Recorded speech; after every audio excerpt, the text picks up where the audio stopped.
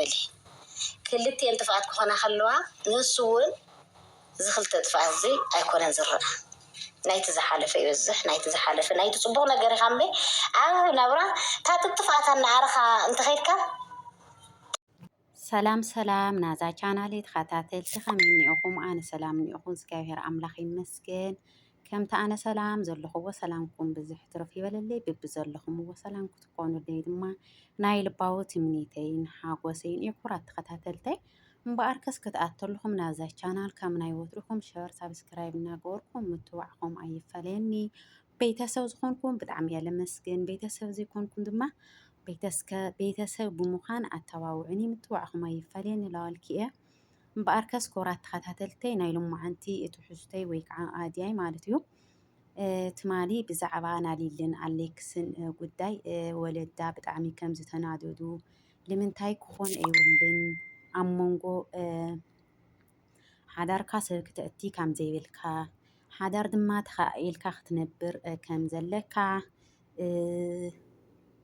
እኳ ደኣስ ተኻኢልካ ሰብኣይ ሰበይቲ ኮንካ በርቲዕካ ጠንኪርካ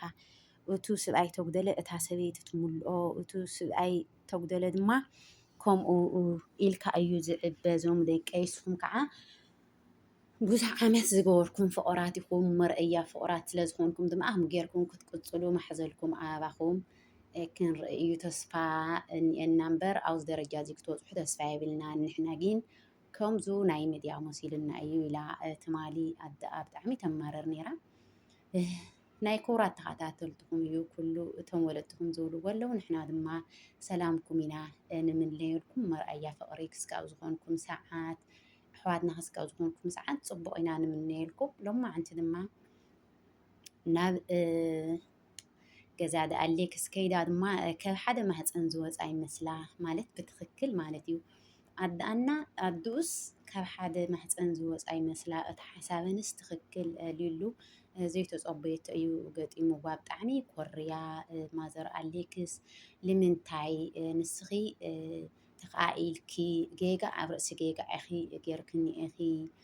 ኣካውንትኺ ንስኺ ጥራሒ ኢኺ ትፈልጡ እየንበይ ከመይ ገይሩ ድኣ ኢላ ብጣዕሚ ከም ጓላ እያ ትመኽራ ዘላ ማለት እዩ። ኣሌክስ ከምኡ ነገር ኣይገብሪ ምሳኺ ዝባፅሐ ትፈልጡ ኢኺ ብጣዕሚ ኣመሉ ትፈልጡ ኢኺ ብዙሕ ዓመት ዝገበረ ፍቕሪ ድማ ብሸለል መለል ክኸድ የብሉ ዝኾነ ነገር ናብ ደገ ክወፅእ ኣይነበረን ኢላ ከምዙ ትማሊ ዝሃወቶ ሓሳብ ኣደሊሊ እዩ ሓሳብ ትህብላ ብትኽክል ላተዳጋገመ እቲ ሓሳብ እምበይ ዝኾነ ኣብ ፍቕርካ ኣብ መንጎ ሰብ ኣብ መንጎ ክትእቲ ኣይብልካን ቢያንስ ንሕና ለዋዕለ ተኸታተልትኩም እኳንስ ንሕና ድራማ መሲሉ እዩ ዝስምዐና እምበር ነይሩ እምበር ክስካብ ከምዚ ክስካብ ወለድኩም ክስካብ ዓበይቲ ገለመለ ክበፅሑ ኢልና ሓሲብናዮም ኣይንፈልጢ ከም ከማይ ዶ ትኾኑ ክብራት ተኸታተልተይ ብትኽክል ምናዳ በቃ ኣነስ ወዚ ኮመንት ኣትየ ገለ ክርኢ ተለኹ እኮ በቃ ተዓረቑ ኢዶ ተዓረቑ ድራማ ይመስለን ነይሩ ክስካብ ድሓርሲ ድራማ ይመስለን ነይሩ ግን ተመዲሳ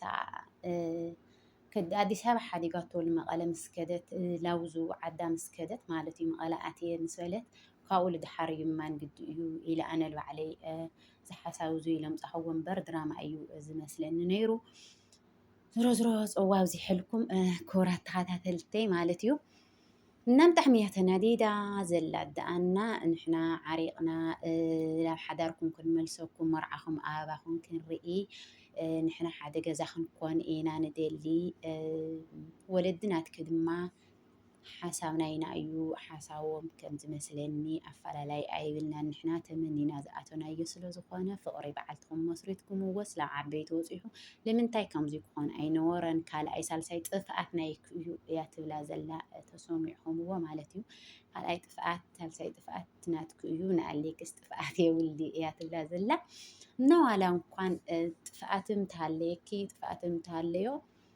ሓዳር ውሽጢ ኣቲኻ ምክባር ምትሕልላይ እምበር ግጭት ዋጋ የብሉን ብኡ ገይሩ እዩ ሸይጣን ዝኣትየካ ብጣዕሚ ንሳት ማ ግልፂ ገይራ እያ ትነግራ ዘላ لحماتها ما قلت سجرات نقرا زلا أنا لا أكاونتي عدنا أيقومية يلو قرش خأت ولي تلس همي جرد أتخوين علينا ناقرو تناقري وقاقين السخص لأي تحشون الله إخي يلو طفعتني نص يلو ግን መጀመሪያ ጥፍአተኛ ንሳ ከም ዝኾነት ኢና ንርድኦ ነርና ከም ከመይ ኣነ ጥፍአተኛ ንሳ ከም ዝኾነት ኢና ንርድኦ ነርና ኣብዚ ቪድዮ ማለት እዩ። እዚ መጀመሪያ ዝኣድያ ዝከልዕልዎ ተለው ጥፍአተኛ ንሳ ከም ዝኾነት ኢና ንርድኦ ነርና። ሕዚ ግን ጥፍአተኛ ኣነ ከም ዘይኮንኩ ኣሌክስ ከም ዝኾነ ኣነ ግን ካብ ተኸታተሊ የድንቀኩም ኢሉ እዩ ብኳሃብኒ ኢሉ እትይውለይ እምበር ከምኡ ሓሲብ ኣይፈልጥን። ግን እሱ ተቀዳዲሙ ክርድአኒ ኣይከኣልን ላበለት እያ ሊሊ ማለት እዩ። እሳ ድማ ትኩራ ሒዛታ ያኒ ኣሓማታ ድማ ሳልሳይ ራብዓይ ካልኣይ ጥፍኣት ናትክን ብቻ እዩ እቲ ካሊእ ጥፍኣትክን ሞ ይቕረ ንስኺ ግን ኦገዲፍክዮ ንምንታይ ትመፂ ላበለታ እያ ሊሉ ድማ ብትሕትና እያ ትምልሰላ ኣላ ብትክክል ግን ተመቸናኹም ዶ ኣነስ ክምቸያኒ ብትክክል ማለት እዩ። ደስ ክብላ ካብ ስሩሲ ቅዱስ ቅንኢ يقنع أحادث قبل خبقة كلنس زنات مال حساب نوريكم زنالو حساب نوريكم كله مقارن طعومن بتشا حداركم جورو لمن تايلام مدياي وتسلم تام زي كبرن بي بقى الخون التفال عليه نجار سعيو لنا أب حدارنا أمونغو سيكن أتي كم زي بالنا عوشت أنا حيزنا قودلتاتنا بعلتنا تصارينا حادارنا خنقصل كم زلنا اين زمهرانا زلوا بزح تمرتني او ولا دراما يكون ولا توائسومس بزح تمرتني او بقى زندتات بጣዕሚ ደስ ክብላካ ኹሙቸኻ እትኸኣኢልካ ኢቭን ተታኢስካስ ለወለድኻ እኳንስ ኣይ ሰብኣየኩ ከምዚ ገይሩኒ እዩ ሰበይተይኩ ከምዚ ገይራትኒ እያ ኢልካ ክትናገር ከም ዘይብልካ እየን ዘብራህርሃልና ዘለዋ ብዙሕ ኢና ንምሃር ለለና ማለት እዩ። ንሕና ከዓ ላፍቅርኩም ተመሊስኩም ብካሊእ ትሕዝቶ መፂኹም ላተጫወትኩም ላሰሓቅኩም መፂኹም ምስ ስድራኹም ክትመፀልና ተስፋ ንገብር ላው ኖርኩምዎ ተመሊስኩም ክትመፀልና ተስፋ ንገብር ብትክክል ዓብይ ትምህርቲ እዩ እኒአኩም ብጣዕሚ ዓብይ ትምህርቲ ማለት እዩ። ኣብዘን ኣንሽቲት ማለና ሎማዓንቲ ዘን ወለዲ ዘን ኩራት ወለዲ ዝሰምዐዎ ኣነ ፅን ኢለ ክስካብ መጨረሻ ይሰምዑ ብጣዕሚ ፅቡቅ ትምህርቲ እኒአዎ ብትክክል ማለት እዩ። ብጣዕሚ ማለት እዩ ደስ ክብላካ እና ስሰናዩ ጥጥዕሙ ንዓኹም ላተመንኹ ተተመቻትኩም ብሸር ላይክ ሰብስክራይብ ናገርኩም ምትባዕኹም ኣይፈለየኒ ጎደሎ ተልዩኒ ድማ ኣብ ኮመንቲ ርእይቶኩም እስታየትኩም ኣይፈለየኒ ለዋልክ እየ ጥጥዕሙ ፅቡቁ ንዓኹም ፍቅሪ ሰነያይ ንኩሉ ወዲ ሰብ ላተመንኹ ዓውዚ ክፍለየኩም እየ ይመቸኩም ጥጥዕሙ ንዓኹም ባይ ባይ ባይ ሊልን ኣሌክስን ድማ ፅባሕ ላሰዓሰዓኹም ብሓደ ንመፀኩም ብካሊእ ኣድያ ሓቀይ ባይ ቀልዲ ሓዊሰላ ኣለኹ እዚኣ ባይ ባይ